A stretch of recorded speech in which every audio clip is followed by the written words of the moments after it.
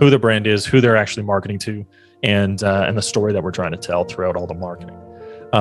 So once we kind of go through that exercise, then we would start, if they needed it, some brand aesthetic design, so logo. Yo, what is up? This is Christian D. Evans, host of Journey with Christian D. Evans podcast. And I just want to share with you real quick, thank you. Thank you so much for listening to this podcast. It really means a lot to us, but also our community. And, if you like this, please share this with your friend, your family, a colleague, someone that you don't even like. Definitely share that with them. And then also leave a comment and a review for us. We really do appreciate that. And show our guests some love if you find that this episode really resonates with you. Secondly, also want to share with you some really awesome news. I've had the fortunate opportunity to network and have incredible guests, 8 and 9 figure entrepreneurs, CEOs, and founders on our podcast. And what we've done is we've actually been able to open up a Be Uncommon If You Can Mastermind, where we're able to open up the door for so many of you, right? Those that are 6-figure, 7-figure entrepreneurs that are scaling, that are struggling, that really want to level up their game, their business, their life, whatever it is. I'm able to open up that door for you with this Be Uncommon If You Can Mastermind. Now, we're only taking a select few of individuals. So what you'll need to do is go to christiandeevans.com/mastermind-now. And the link is actually in the description as well. Guys, that is christiandeevans.com/mastermind-now. We're only opening this up for a select few of individuals that really want to level up their game. You have a conversation with me, see if you qualify. And guys, enjoy the episode. And remember, be uncommon if you can. Cheers. I've got to, stop that process. Yeah, it's a really great question. I mean, it was something that we, my dual partner, Annika, and I mean, it was a little bit different too, from a dynamic perspective, because you had a business partner, right? So my decision definitely affected her as well. So we had a lot of conversations about it. We both, family was always number one for both of us, which was great. We were both on the same page for that. And we were fortunate enough to kind of be able to pull the curtain back a little bit on what happens behind the scenes in the industry, and chat with some of the most successful artists here in Canada. It became clear to me personally that wasn't really the life that I wanted to live on a day-to-day basis. There's definitely things that I miss about it. Most of that's just performing, and being able to, perform in front of people. That adrenaline rush is it's pretty hard to explain. And it's pretty magical, but at the same time, it was going, well, that's only about 10% of my time within that, maybe even less. I mean, we would travel across the country for a 30-minute set. And you're that's 3-4 days gone in travel and promotion and all that kind of stuff for that 30 minutes of adrenaline, right? So that was probably what started to really lead me down that road of feeling like it just wasn't the right fit anymore. And the one theme that I've been able to find multiple times in my life is, if my heart or gut or instinct or intuition, whatever you want to call it, is telling me that it's not the right thing, and you're able to be in a quiet state, in a calm state, and be able to make that decision and confidently know that that's what it is. I've just followed that. That's kind of, I don't know if it's a really tactical way to explain that, but it's true. It's just kind of listening to my heart, my gut, and go, yeah, it's time. And, I don't regret it one bit, either the decision to move on from hockey or the decision to move on from music. It's just kind of being confident in making that decision and kind of moving forward.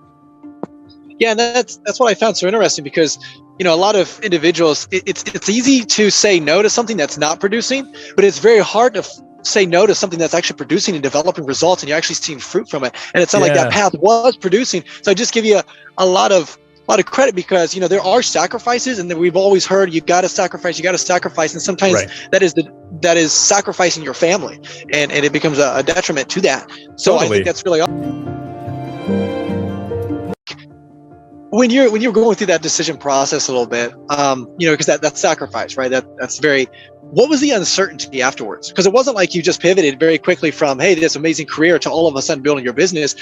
What was that length? And was there uncertainty? What was that in that relationship? What was that kind of that just uncertainty, if you will? Or Totally. did you know right away, hey, this is where we're going? Yeah. So I actually started at Heart Creative in 2016, right when I kind of left, when I graduated university. And at that decision was, as a starting off musician, you're not making any money, right? Like you're making enough to pay for gas to get from one gig to the next. You're not really taking home, any meaningful amount that can contribute to your family or what have you. So I started at Heart Creative right out of university, honestly, to be in charge of my own time, so I could, consult or do social media or build websites while I was on the road, and then take meetings when I was in town. So that was kind of the initial piece, and it was more or less a side hustle while I was pursuing music. And it, to me, was just a natural progression to go, okay, well, now that's just going to be the main thing. I'm going to kind of put 100% of my time and resources into that, and double down on it. So I had a little bit of somewhat of a cushion in that way of I'd been able to build a few ongoing clients, a bit of a reputation, some marketing and stuff around that. So it wasn't a huge kind of uncertain jump, but it certainly was, okay, now I've got 12 hours in my day, 8 hours in my day that I'm going to dedicate to this thing instead of 3 or 4 or maybe 2, right? So that transition was a bit of an adjustment, but it definitely was something that was also exciting at the same time. I mean, you're kind of being able to put all your effort and focus into something that you're working on. Things can happen a lot quicker too. That's awesome. And so kind of tell me a little bit, because I know you guys have a lot of services that you guys provide. And I always find it very interesting because I do know a lot of my audience, they struggle with this a little bit, redistributing content, leveraging that same content and really have a massive, like you just said, a massive following that you can obviously get, paid off of, right? Yeah. And obviously leveraging it at the fullest level, of course. So what kind of tell us a little bit about your services, as well as let's kind of dive into each one a little bit. Yeah, for sure. So At Heart Creative started mostly as a branding company and a brand strategy company. So I developed a brand strategy process that I call the brand clarity. It's funny, growing up, you're in school, like grade 3 or whatever, and you get asked the question, what do you want to be when you grow up? And I always found this question really hard for me because I never overly knew. I'm like, yeah, I'd want to be like playing the NHL. That'd be cool. Or like musician, whatever. But the two things that I absolutely knew for sure, even in grade 3, that I knew that I wanted to be when I grew up was a husband and a dad. Like I knew that that's what was most important to me. So, I started to kind of step back and evaluate, like, what is my personal definition of success? And my personal definition of success was different than what the definition of success as an artist is. And that to me was, a really interesting exercise to go, definition of success as a touring artist, performing artist is you're on tour every year. And when you're not on tour, you're producing a record. And when you're not doing that, you're doing promotion for that record.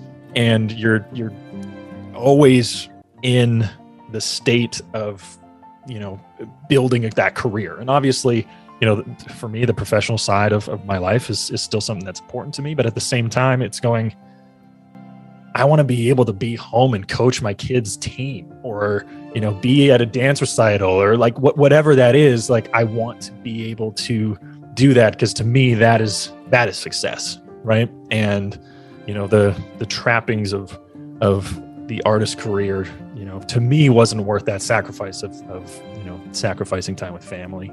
And I mean, that was hard at the time when we were kind of, we're having meetings with labels in Nashville, or we're playing the Bluebird, or, we're writing with some of our favorite artists, or, like that was cool. But you start to step back and go, what is your personal definition of success? And for me, I was kind of missing out on some of that. So that was kind of the biggest reason there. And I mean, then at that point for my wife, as you asked, she didn't need to feel guilty that it was her making me stop, right? Like it was very much my choice to make sure that I was more present, because that's what I wanted to be, and kind of put us as a couple and a team on a trajectory towards what our personal definition of success was. So, yeah. Where do you think that came from? I mean, because I think in definitely culturally, right? We're always, hey, this is what you got to accomplish. This is what you got to do. This is what you got to perform, right? And to then prioritize your family and that is quote unquote success for you, right? And identifying it. And so, the game wasn't what it used to be for me. I didn't feel it in my heart that was where I was supposed to be. And I always had this other passion and almost like an escape, which was music. I loved writing music. I loved learning guitar and playing songs and piano and all that kind of stuff. And actually, when I wasn't on the ice and I was at my billet's house, that's exactly what I would be doing. I'd be kind of learning songs or writing songs. So it was always something that I was doing, but never actually, took the initiative to actually explore what a career would look like in that. And so it was halfway through my last season. I went, okay, after this season's done, I'm done playing hockey. And the two things I did was I got registered for university to get my marketing degree, and then purchased a ticket to the Canadian Country Music Awards and just tried to network and meet as many people as I could and understand as much about the business as I could. And then from there, it was, writing, collaborating, meeting people, networking was a big piece of that. And then, I reconnected with an old friend who was also kind of pursuing a similar trajectory in country music or just in music in general. And we created a duo called Leaving Thomas. And for 5 years, we were kind of living the dream. We played on some of the biggest stages in Canada, in front of thousands of people. We opened for some of our favorite artists, and we were kind of living out that dream of being a professional musician. And then it came to a point where there's being a musician on the road is a tough thing to do. I mean, it's definitely put stresses on relationships and the relationships kind of closest to me. There was definitely some times where you're kind of questioning if it's the right thing to be doing, and ended up taking a step back and going, if I want to be the best dad, which I wasn't at the time. We just actually had our first son about 2 months ago. But if I want to be the best dad and the best husband I can be, being on the road 200 days out of the year might not be the best way to do that. So transitioned into to running At Heart Creative full time and serving clients and being able to kind of still flex that creative muscle with content and brand strategy and kind of that third passion, that third love is really small business. Those owner operator businesses, I love being able to work with those. I'm sure, very much like yourself, being able to help somebody also live their dream is just something that